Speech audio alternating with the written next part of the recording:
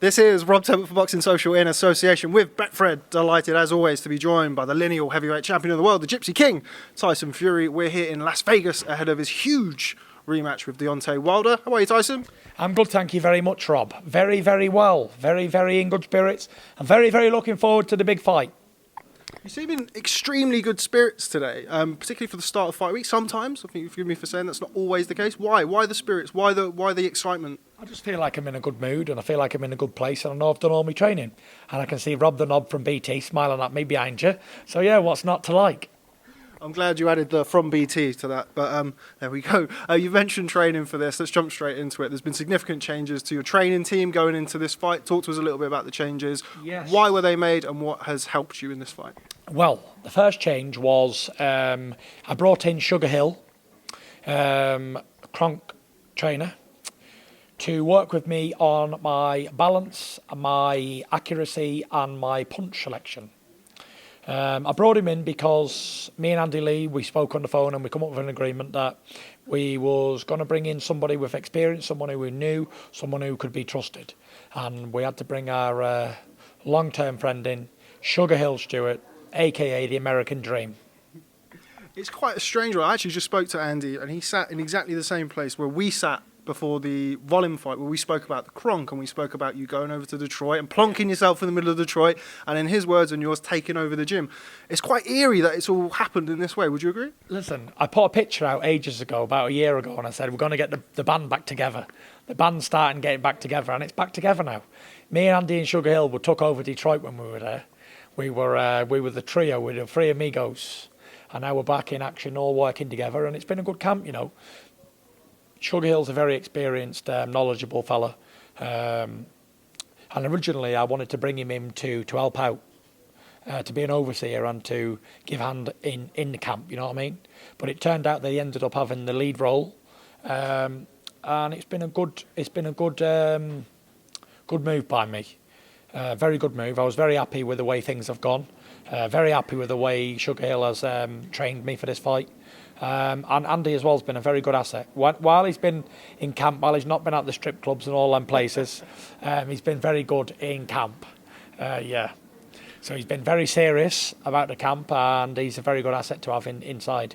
You know, he's very experienced on a high level. He knows how tall boxers work. And as I'm a 50% orthodox, 50% southpaw, he's a good southpaw, tall southpaw, so he knows which punches selection goes better.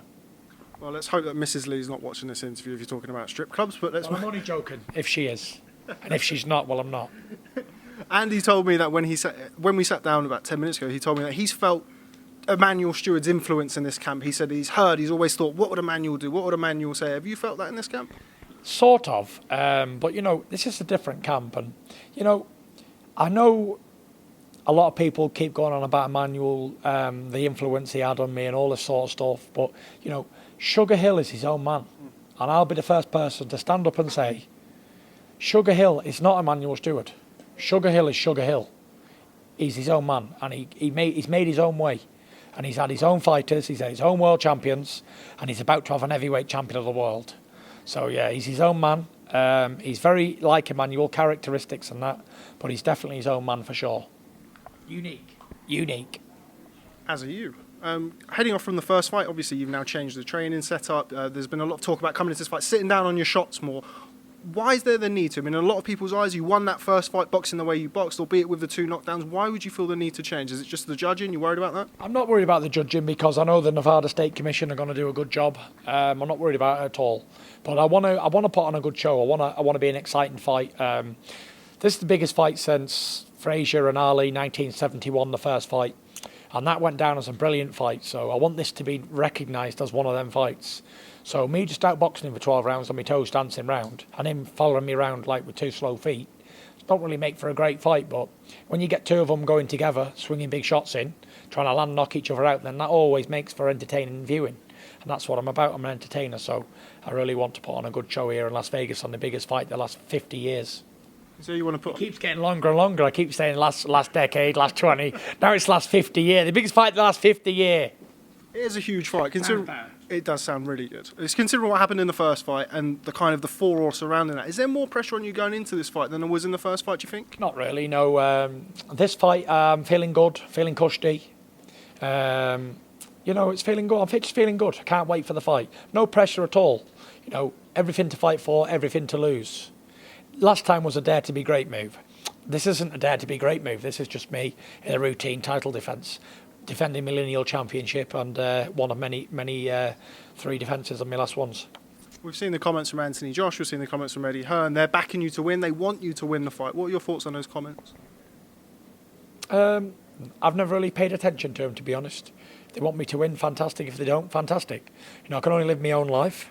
But don't be too concerned about what I'm doing. Focus on your own career and own lives. And just think, boys, this could have been you.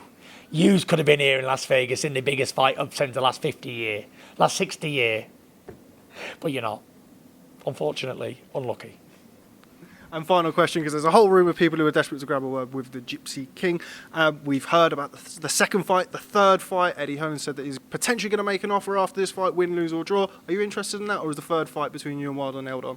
The third fight between me and Wilder probably will happen here in Las Vegas again. And I can't wait for the first one, never mind the third one. Second one, rather. I'm all mixed up myself.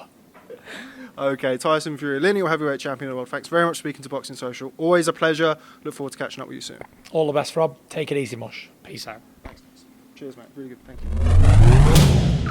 you.